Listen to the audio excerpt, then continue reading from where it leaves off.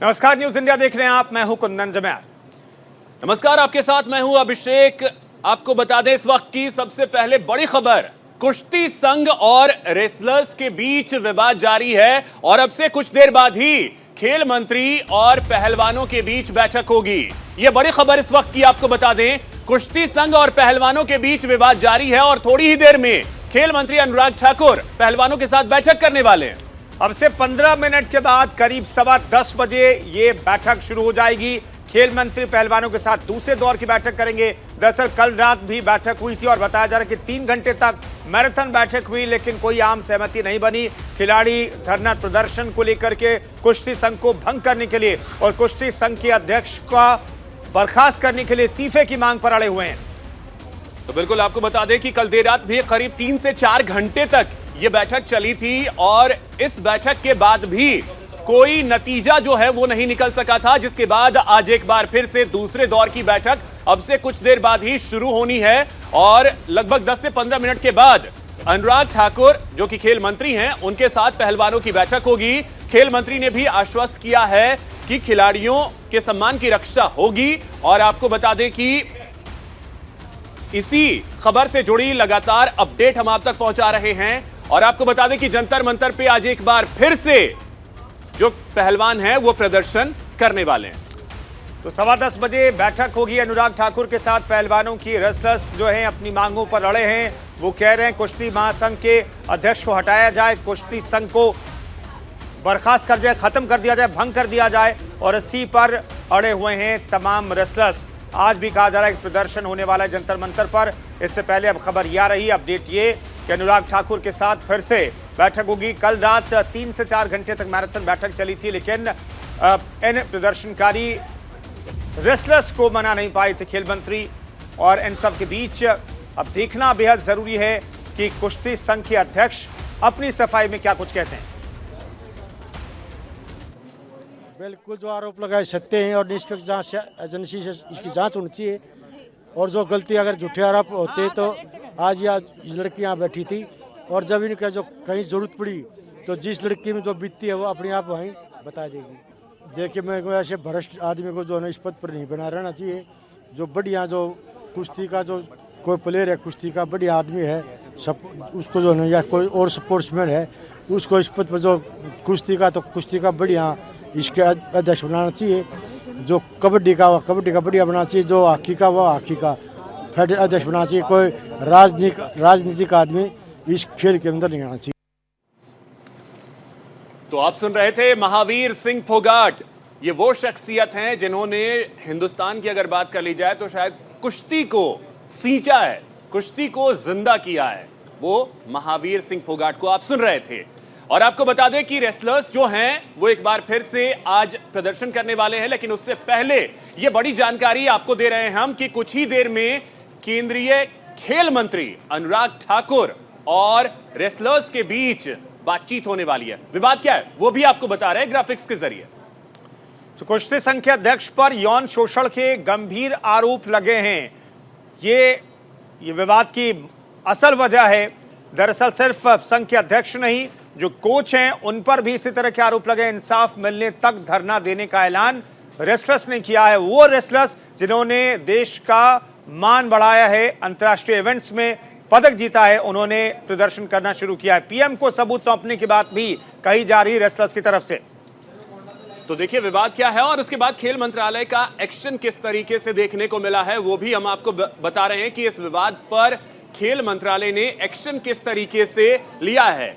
कुश्ती महासंघ को सबसे पहले नोटिस जारी किया गया खेल मंत्रालय की तरफ से। अब देखिए इसमें जो विवाद है वो आगे किस तरीके से बढ़ता है। इसमें 72 घंटे में जवाब देने के लिए कहा गया है संघ को कि संघ अपना जवाब 72 घंटे में दे, जिसमें काफी समय जो है वो बीत भी चुका है। जवाब न मिलने पर कड़ी कार्रवाई की जाएगी। खेल मंत्रालय इस मामले को लेकर पूरी तरीके से सख्त है।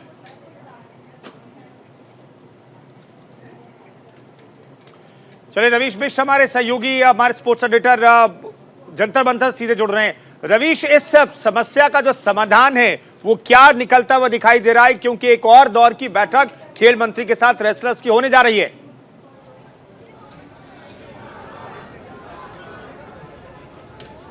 जी हाँ कुंदन, एक दौर की बातचीत तो कल हुई थी क्योंकि खेल मंत्री कल अपने होम टाउन में थे, वो वहाँ गए हुए थे। उसके बाद जब वो वापस आए रात में, उन्होंने सीधे कहा था कि मैं रेसलर्स के साथ मीटिंग करूंगा, और रेसलर्स के साथ उन्होंने देर रात तक मीटिंग की। बट उस मीटिंग का कुछ नहीं निकला। आश्वासन जरूर दिए गए, लेकिन जो रेसलर्स है वो इस बात पर अड़े हुए कि WFI के जो अध्यक्ष है उनको हटना पड़ेगा अपने पद से, स्टेट फेडरेशन को बर्खास्त किया जाना चाहिए, और जब तक ये मांगे पूरी नहीं होंगी वो अपना धरना या प्रोटेस्ट खत्म नहीं करेंगे। तो आज सेकंड जो दूसरे दौर की जो बातचीत है वो फिर से होगी रेसलर्स और खेल मंत्री अनुराग ठाकुर के बीच में। मैं आपको जंतर मंतर का वो एरिया दिखाता हूं जहां पे एक्चुअल में ये प्रोटेस्ट हो रही है। अभी यहाँ पे रेसलर्स पहुंचे नहीं है।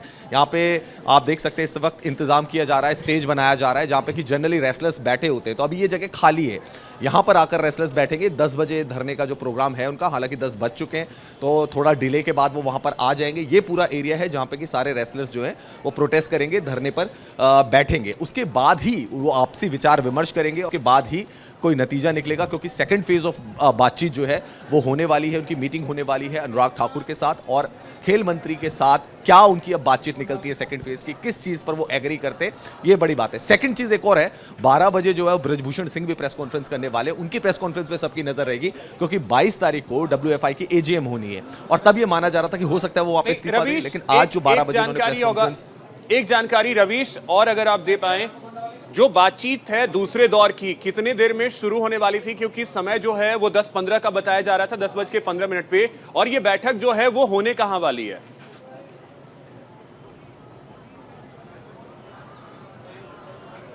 जी हाँ, वही मैं आपको बता दूं कि अभी पहले रेसलर्स यहाँ पे नहीं आए हैं, तो सबसे पहले रेसलर्स को यहाँ पर आना है। जैसा कि हम जानते हैं कि कई बार मीटिंग्स होती है, उसमें डिले हो जाती है, टाइमिंग कुछ टाइमिंग दी जाती है, लेकिन बहुत देर रात तक कल बैठक चली थी। इनफैक्ट 1:30-2 बज गए थे जब अनुराग ठाकुर के यहाँ बैठक हुई थी रेसलर्स की। अब रेसलर्स का हम वेट कर रहे हैं, सबसे पहले उनको यहाँ आना है, उसके बाद वो स्पोर्ट्स मिनिस्टर से मिलेंगे। तो अभी तो वो यहीं नहीं पहुंचे, वो यहाँ पहुंच जाएं एक बार, शायद 10:30 तक वो यहाँ पे पहुंचेंगे। उसके बाद वो खेल मंत्री के पास जाएंगे 11 बजे। ये एक टाइम मोटा मोटा हम ले सकते हैं, क्योंकि जो प्रस्तावित टाइम था वो तो अभी यहाँ पे होता हुआ नजर नहीं आ रहा है। तो शायद थोड़ा सा वेट करना पड़ेगा कि 10:30 तक रेसलर यहाँ पे आए। यहाँ पे वो पहले प्रेस को क्या बात करते हैं, प्रेस से क्या बात करते हैं, उसके बाद अनुराग ठाकुर खेल मंत्री के पास जाते हैं, वहां क्या बात करते हैं। ठीक है, बने रहिए। रवीश आपके पास लौटते हैं। तो इस वक्त की बड़ी खबर भी आपको बता दें, भारतीय कुश्ती संघ के अध्यक्ष करेंगे प्रेस कॉन्फ्रेंस। ब्रजभूषण शरण सिंह आज गोंडा में ये प्रेस कॉन्फ्रेंस करेंगे, और प्रेस कॉन्फ्रेंस में अपनी सफाई में क्या कुछ कहते हैं ये देखना बेहद जरूरी है। तो ये बड़ी खबर आपको बता दें। देखिए, एक तरफ पहलवान जो हैं वो लगातार प्रदर्शन कर रहे हैं दिल्ली में, लेकिन वहीं दूसरी तरफ अगर बात की जाए ब्रजभूषण शरण सिंह की, तो वो भी आज दोपहर 12 बजे गोंडा में एक प्रेस कॉन्फ्रेंस करने वाले हैं। और आपको बता दें कि ट्वीट कर उन्होंने ये जानकारी दी है, जिसमें उनकी तरफ से यह कहा गया है कि वो कई चीजों का खुलासा भी करेंगे। तो अब इंतजार इस प्रेस कॉन्फ्रेंस का भी है। एक तरफ बैठक होने वाली है खेल मंत्री और रेसलर्स की, दूसरी तरफ जिन पे आरोप लग रहे हैं ब्रजभूषण शरण सिंह, वो भी प्रेस कॉन्फ्रेंस करने वाले हैं।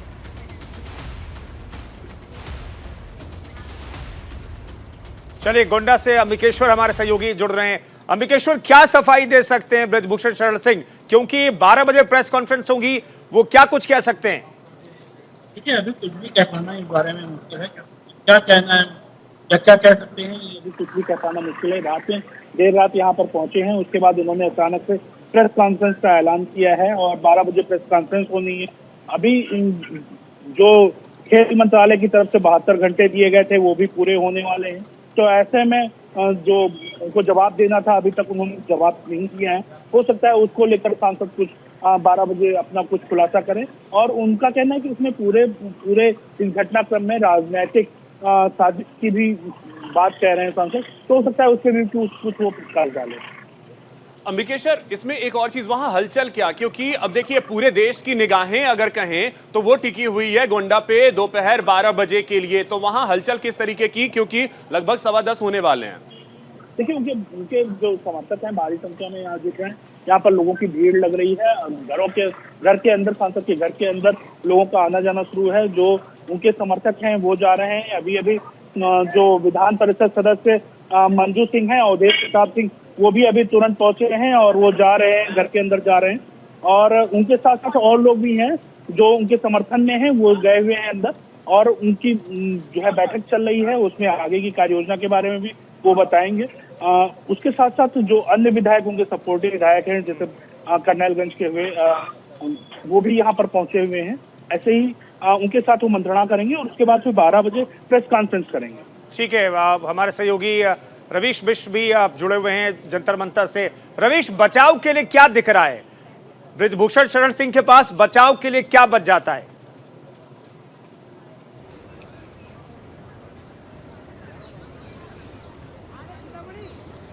कुंदन, आप अपना क्वेश्चन एक बार मैं दोहराएंगे? ये जानना चाहता हूं, ब्रिजभूषण शरण सिंह के बचाव में क्या कुछ जाता है? क्या सिर्फ ये जाता है कि कोई स्पेसिफिक रेसलर जो है सामने नहीं आया है और ये नहीं कह रहा है या कह रही है कि उसके साथ शारीरिक शोषण किया गया है, उसे मानसिक तौर पर प्रताड़ित किया गया है? क्या सिर्फ ये एक चीज बचाव में है और बाकी चीज तो अगेंस्ट में ही जा रही है, क्योंकि 72 घंटे का नोटिस भी दिया गया है और शारीरिक शोषण जैसे गंभीर आरोप लगे?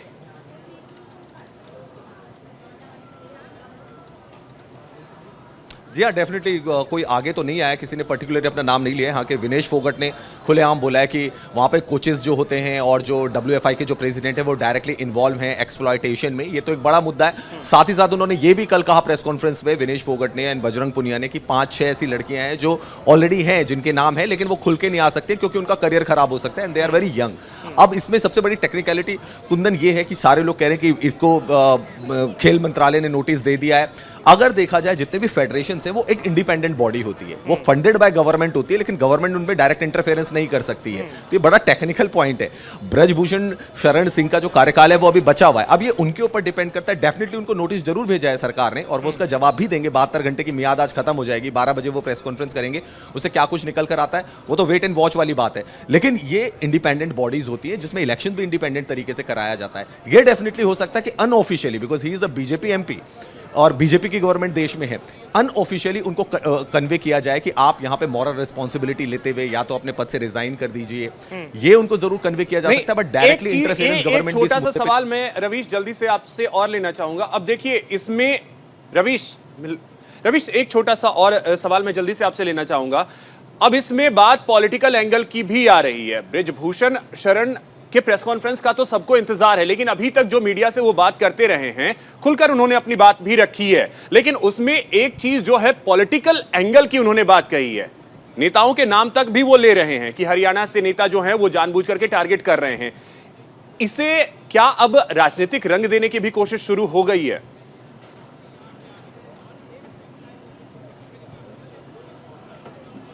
जी हाँ, देखिए उनका साफ तौर पर ये कहना है, अपने डिफेंस में उन्होंने ये जरूर कहा है कि दीपेंद्र हुड्डा की तरफ से सब कुछ कराया जा रहा है। आप जो भी देखिए, ब्रजभूषण शरण सिंह का ये कहना है, जो उन्होंने अपने डिफेंस में बोला है कि यहाँ पे जितने भी रेसलर्स आए दे आर फ्रॉम हरियाणा, और क्योंकि वो यूपी को बिलोंग करते हैं, ट्रायल्स क्योंकि यूपी में हो रहे थे, तो ये कुछ रेसलर को जो था ना वो उनको सही नहीं लग रहा था कि हम इतने सीनियर रेसलर हैं, हमें बार बार नेशनल्स में क्यों जाना पड़ रहा है, ट्रायल्स क्यों देने पड़ रहे हैं, और इसकी वजह से जो है उन्होंने मेरे खिलाफ मोर्चा खोला है। बट मुझे लगता है कि देखिए सब चीज़ों की जाँच होनी चाहिए, जैसा कि अब जाँच होगी फिर पता लगेगा कि एक्चुअल में हो क्या रहा है। हाँ, फिलहाल जो आज सबसे बड़ी जो तस्वीर सामने क्लियर होगी वो 12 बजे क्लियर होगी कि ब्रजभूषण शरण सिंह जो प्रेस कॉन्फ्रेंस करने वाले हैं वो अपनी क्या सफाई देने वाले हैं। ऑलरेडी वो कई बार ये बातें बोल चुके हैं, लेकिन जो एक एलिगेशंस लगे, गंभीर जो एलिगेशंस उनके ऊपर लगे हैं, और ये सिर्फ उनके ऊपर नहीं लगे, पूरे सिस्टम के ऊपर लगे, जो कल भी हमने प्रेस कॉन्फ्रेंस में सुना था कि ये स्टेट लेवल पर भी ऐसा हो रहा है। और इसीलिए जो रेसलर्स हैं वो कह रहे हैं कि स्टेट जो फेडरेशन है उनको भी भंग कर दिया जाना चाहिए, उनको भी सस्पेंड कर दिया जाना चाहिए। तो थोड़ा सा इंतजार करते हैं, क्या ब्रजभूषण शरण सिंह आज बोलते हैं, क्या वो इस्तीफा दे देते हैं आज प्रेस कॉन्फ्रेंस के बाद, क्योंकि सीरियस एलिगेशंस उनके ऊपर लगे हुए हैं। और स्पोर्ट्स मिनिस्ट्री के साथ जो रेसलर्स की बात होने वाली है उसमें उनको क्या ठोस आश्वासन मिलता है, क्योंकि कल रात भी बातचीत हुई थी, उसमें शायद वो सेटिस्फाई नहीं हुए। आज अनुराग ठाकुर क्या उनको कन्विंस कर पाते हैं कि वो अपना धरना खत्म करें और सरकार के एक्शन का इंतजार करें। चलिए ठीक है रवीश, तो आप नजर बना करके रखिए, जैसे ही वहां पे खिलाड़ी पहुंचते हैं और बातचीत का सिलसिला शुरू होता है वो अपडेट भी आपसे लेंगे। साथ ही अंबिकेश्वर आप भी नजर बना के रखिए, क्योंकि पूरे देश की निगाहें जो हैं वो गोंडा पर टिकी हैं। प्रेस कॉन्फ्रेंस शुरू होगा तो वहां भी आपके पास आएंगे। बहुत शुक्रिया आप दोनों का तमाम जानकारी के लिए। चलिए बात महाराष्ट्र की करते हैं। महाराष्ट्र में शिंदे बनाम ठाकरे की लड़ाई सामने आ चुकी है बहुत महीने पहले। नासिक में आपस में भिड़े दोनों गुट के अब समर्थक भी, तो हाथापाई की नौबत भी आ गई है। नासिक में आपस में भिड़े हैं दोनों गुट के समर्थक। इस वक्त की बड़ी खबर हम आपको बता रहे हैं, महाराष्ट्र में शिंदे बनाम ठाकरे की लड़ाई अब हाथापाई तक आ गई है। ये बड़ी खबर आपको बता दें, मामूली कहा सुनी के बाद फायरिंग भी हुई है। ये बड़ी खबर आपको बताएं, फायरिंग तक की वारदात अब यहां पे सामने आई है। शिंदे गुट के पूर्व नगर सेवक के बेटे ने यह फायरिंग की है। तो अब देखिए शिंदे गुट और ठाकरे गुट के बीच किस तरीके से ये वर्चस्व की एक तरीके से कहें तो वो लड़ाई जो है वो महाराष्ट्र में चल रही है। फायरिंग के बाद मौके पर भगदड़ मच गई। वहां से तस्वीरें जो हैं वो भी सामने आई हैं। पुलिस ने अब मोर्चा जरूर संभाल लिया है। आपको बता दें कि राजनीतिक दलों की बैठक के दौरान बहस हुई थी, जिसके बाद यह स्थिति नासिक में बनी। तो महाराष्ट्र में शिंदे बनाम ठाकरे की लड़ाई एक बार फिर सड़क पर आ गई है। गुरुवार देर शाम नासिक के देवलाली गांव में सीएम एकनाथ शिंदे और उद्धव ठाकरे के समर्थक आपस में भिड़ गए। मामूली कहासुनी के बाद झड़प में फायरिंग भी हुई है। शिंदे गुट के पूर्व नगर सेवक के बेटे ने हवा में गोलियां चलाई है, फायरिंग की है। गोली चलने की आवाज सुनते वहां पर मौजूद लोगों में भगदड़ मच गई। हालांकि मौके पर बड़ी संख्या में पुलिस बल को फौरन से बुला लिया गया है। पुलिस ने मोर्चा संभाल लिया। तो बिल्कुल यहां लंबे वक्त से खींचतान जो है वो ठाकरे गुट और शिंदे गुट में लगातार देखने को मिल रहा है। लंबे वक्त से महाराष्ट्र में जैसे ही सत्ता परिवर्तन हुआ है उसके बाद से ही हमने देखा है कि वो ठाकरे गुट हो या शिंदे गुट हो, महाराष्ट्र में खींचतान जारी है। चलिए और बात बिहार की सियासत की। दरअसल बिहार की सियासत जुड़ी हुई इस वक्त की बड़ी खबर है। रामचरितमानस को लेकर बिहार की सियासत गरमाई हुई है। आरोप प्रत्यारोप का दौर लगातार जारी है। वहीं आपको बता दें कि आरजेडी दफ्तर के बाहर पोस्टर्स लगाए गए हैं। पोस्टर में शिक्षा मंत्री के बयान का समर्थन किया गया है। यह बड़ी खबर आपको बता दें बिहार से है, जहां पे रामचरितमानस को लेकर जो बयान दिया था बिहार के शिक्षा मंत्री ने, उसके समर्थन में पोस्टर्स लगाए गए हैं आरजेडी दफ्तर के बाहर। यह तस्वीरें भी हम आपको दिखा रहे हैं। तो इस बयान की निंदा पूरे देश में हुई। राजनीतिक तौर पर भी नीतीश सरकार के लिए असहज स्थिति पैदा हो गई। लेकिन इन सब के बीच रामचरितमानस को लेकर के जो बयान शिक्षा मंत्री ने दिया, उस बयान के समर्थन में यहां पर आरजेडी दफ्तर के बाहर कुछ पोस्टर भी चस्पा किए गए हैं। हालांकि आरजेडी के कुछ नेता ऐसे बयानों की निंदा भी करते रहे, मुखालफत करते रहे, लेकिन आप पार्टी दफ्तर के पास ही अगर इस तरह के बयान का समर्थन इस तौर पर किया जा रहा है तो आप समझ सकते हैं कि स्टैंड आखिर क्या सिर्फ शिक्षा मंत्री का है या फिर पूरी आरजेडी का है। तो बिहार की सियासत से जुड़ी हुई इस वक्त की बड़ी खबर आपको बता रहे। रामचरितमानस को लेकर के बड़ा बयान दिया था शिक्षा मंत्री ने। उन्होंने यहां तक कहा था कि समाज को बांटने और तोड़ने का काम रामचरितमानस जैसे ग्रंथ करते हैं।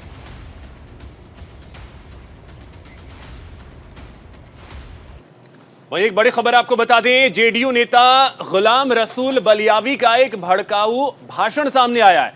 धर्म की आड़ में बलियावी का एक विवादित बयान सामने आया है। मुस्लिम धर्म पर बोलने वालों को उन्होंने धमकाया। ये बड़ी खबर आपको बता दें, जेडीयू नेता गुलाम रसूल बलियावी का एक भड़काऊ भाषण सामने आया है। हजारीबाग में थे जहां पे उन्होंने ये बातें कही है। ये बड़ी खबर इस वक्त की आपको बता दें।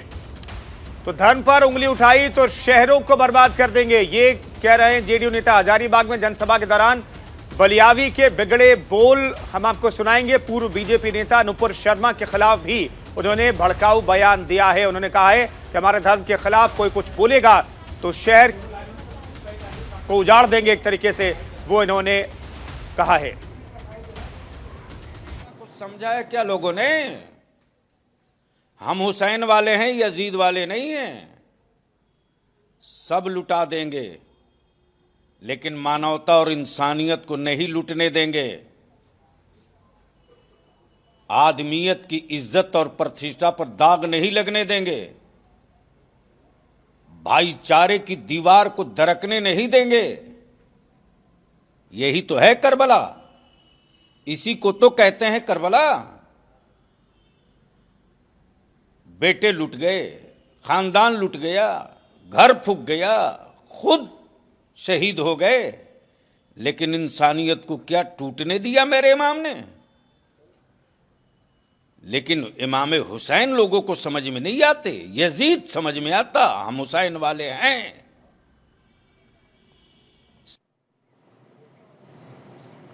तो गुलाम रसूल बलियावी जिन्होंने पहले बात कही और अब वो सफाई दे रहे थे, बयान क्या था वो भी आपको सुनवाते हैं।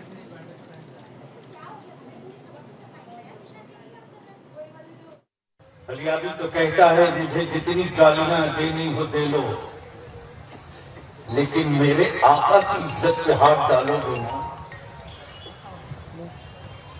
अगर मेरे आका की इज्जत पे हाथ डालोगी तो अभी तो हम करबला मैदान में इकट्ठा हुए हैं, उनकी इज्जत के लिए हम शहरों को भी करबला बना देंगे।